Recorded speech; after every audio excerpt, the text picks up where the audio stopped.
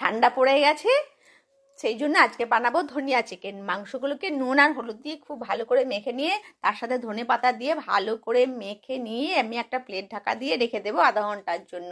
একটা জায়গাতে ধনে আমি পরিমাণ মতো নিয়ে জল দিয়ে ভিজিয়ে রেখে দেবো। তারপরে ধনে পাতা, কাঁচা লঙ্কা, লেবুর রস আর বরফ দিয়ে ধনে পাতা পেস্ট করলে কালারটা খুব সুন্দর থাকে। এবার আমি ধনেটাকে ভালো করে ছেঁকে নিয়ে জলটা বের করে নিয়েছি। কড়াইয়ের মধ্যে তেল গরম করে গরম মশলা ফোড়ন দিলাম। ফোড়নটা যে হয়ে গেল তখন দিয়ে দিলাম ছোটো ছোটো করে কেটে রাখা কাঁচা পেঁয়াজ। পেঁয়াজটা ভাজা হয়ে গেলে দিয়ে দিলাম আদা রসুন বাটা। ভালো করে মশলাটা কষিয়ে নিলাম। তারপরে দিয়ে দিলাম মাংসগুলোকে খুব ভালো করে নেড়ে ছেড়ে নিয়ে কিছু দেবো এতে আমি শুকনো মশলা, জিরে আর ধনে, আর দেবো ধনে পেস্ট করা ছাঁকা জলটা।